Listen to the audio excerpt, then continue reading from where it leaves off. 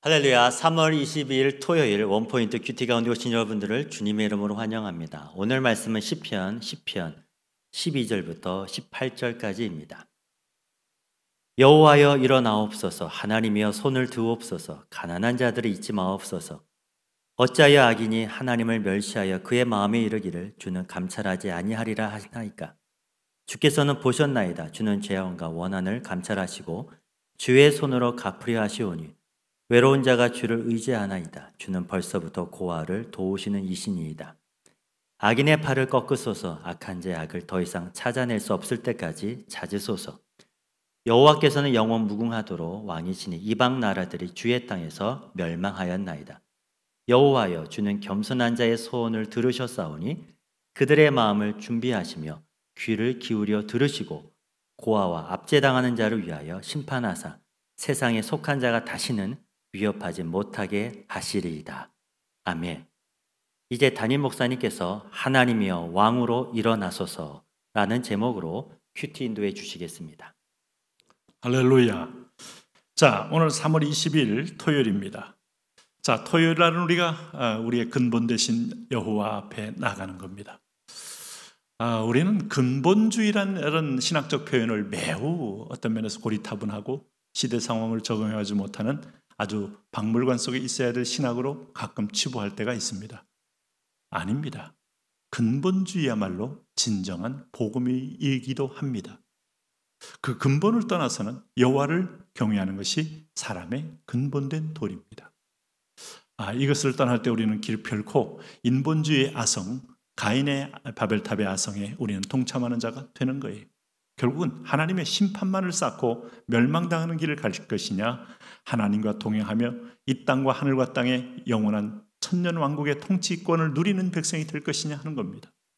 자, 우리는 예레미야 말씀을 통해서 40년의 예레미야의 사역 속에서도 백성이 결코 듣지 못하고 돌아오지 못하는 불운과 배역과 반역과 강팍함을 보았습니다. 여러분, 강팍함은 놀랍게도 우리의 본성이고 속성이에요. 하나님이 오시면 불편해하는 존재, 하나님이 다스리면 마치 모든 걸 잃을 것 같은 두려움으로 사단에게 속고 있는 존재, 그분은 모든 걸 우리를 책임짐에도 불구하고 그분은 우리의 모든 것을 빼앗아간다는 두려움의 아들들, 오늘 그 모든 거짓된 공포에서 여러분 해방을 받으셔야 합니다. 오늘 성경 시편에서 12절에서 18절 말씀은 바로 이런 부분에 대한 시편 기자의 또 다른 탄식이 여기 나와 있어요. 무슨 말씀인가 하면 오늘 12절에서 15절 말씀 속에 이런 표현을 합니다. 오늘 시편의 기자는 여호와여, 하나님이여, 손을 드옵소서. 가난한 자들을 잊지 마옵소서. 자, 가난하고 소외된 자, 가난한 사람, 과부, 그리고 나그네, 이 3대 이 낭인들은 소외된 자의 계층을 대표하는 사람들입니다. 돈이 없습니다. 집이 없습니다. 그러므로 거할 곳이 없습니다. 요즘 말하는 1억 5천만 명의 난민과도 같습니다. 어디로 가야 할지도 모르는 국권을 잃어버리고 먹을 것도 직장도 구하기 어려운 흘러가는 인생들. 여러분, 지구촌에 이런 분들이 10%가 넘게 있다는 걸 아시나요? 그런데 오늘 13절 말씀 보니까 어찌하여 악인이 하나님을 멸시하여 그의 마음에 이르기를 주는 감찰하지 아니하리라 하나이까. 그러니까 주님은 이거 모른다는 거예요. 가난한 자들의 이 압제와 상실과 소외, 구조하게 만들어낸 끊임없이 가난의 굴레를 벗어나지 못하는 서민들의 참 어려운 삶, 이건 모른다는 거예요. 그래서 14절에 주께서 보셨나이다. 주는 재앙과 원한을 감찰하시고 주의 손으로 갚으려 하시오니 외로운 자가 주를 의지하나이다. 주는 벌써부터 고아를 도우시는 이신이이다. 주께서 보셨나이다. 오늘 악인에 대한 심판과 가난한 자의 구원에 대하여 주는 보셨사오니 주는 재앙과 원한을 감찰하시고 주의 손으로 갚으려 하시오니 외로운 자가 주를 의지하나이다. 이렇게 하나님께 그는 중보로 올려드리는 겁니다. 그럴 때 그는 올려드림에서 끝나지 않고 오늘 이렇게 만든 악인들을 팔을 꺾으소서. 15절 말씀 보세요. 악한 자의 악을 더 이상 찾아낼 수 없을 때까지 찾으소서. 하나님의 공의와 정직이 구석구석 세상을 뒤지셔서 주의 정의를 드러내시옵소서. 공법을 물같이 정의를 하수같이 내려주옵소서. 여기도 아모스가 등장하고 있는 거예요. 그럴 때 오늘 이 시편 기자는 이렇게 말씀하다가 제풀에 꺾여서 자포자기하는 게 아니라 오늘 이런 상황 가운데도 창조주 하나님, 역사를 주관한 하나님이 계시다는 믿음을 가지면서 이 믿음 안에서 문제를 해결합니다. 우리가 이런 것을 배워야 합니다.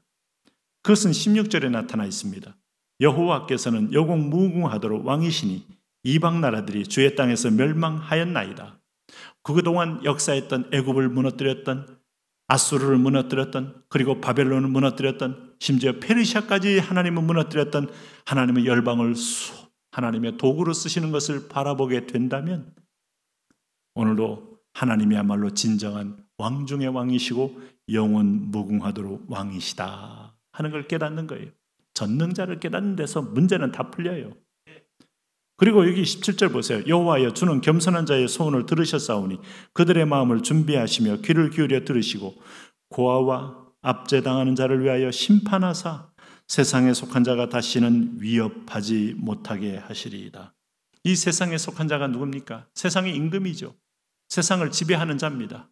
이 세상의 세력 앞에서 하나님은 하나님 되심을 보여주시리이다. 다시는 위협하지 못하게 하시리이다.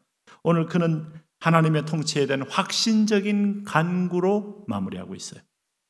여기서 여러분, 하나님은 악인들의 발을 꺾도록 기도했지만 그러나 그 하나님이 역사 속에 해오신 걸 알고 나서 그 하담 자기의 고백과 기도 속에 해답을 함께 찾아내면서 우리 하나님은 오늘도 세상에 속한 자가 다시는 위협하지 못하게 하시리이다 하면서 드디어 스스로 하나님 앞에 깨달음을 얻습니다.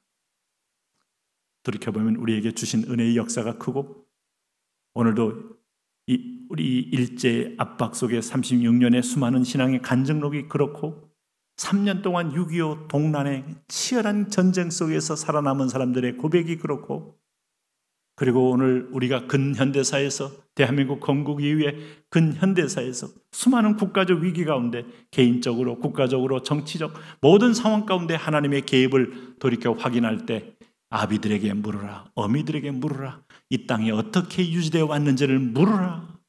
5,000년의 중국의 압박 속에서 오늘도 주변의 수많은 대국들의 우리의 공격 앞에서 하나님이 이 나라를 보호하신 걸 부르라 할 때 우린 스스로 오늘도 바라볼 줄 아는 확신이 있어야 돼요.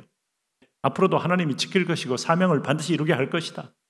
오늘도 여러분, 그래서 우리는 제일 사는 길은 여호와의 법도를 지키는 거고 법도를 우리 삶의 표준으로 삼는 거고 학교마다 그 법도를 가르치는 거고 우리가 공공장소에서는 주기도문을 외우는 나라, 오늘도 상법에서는 우리가 10계명의 법도를 가운데 놓고 상법을 만들고 도덕법을 만드는 나라. 여러분, 여기서 하나님의 놀라운 함께함이 보입니까? 하나님의 임재가 말씀입니다. 말씀을 가까이 할 때 하나님이 대신하는 겁니다. 오늘도 하나님이여 진정한 왕으로 이 땅에 일어나 주옵소서. 이 간구로 나아갑니다. 그렇게 살게 하시고 왕으로 영광을 내일 주일날 우리 예배를 통하여 받으실 주님, 나를 사용하시고 나를 예배자로 세워 주옵소서. 예수님 이름으로 기도합니다. 아멘.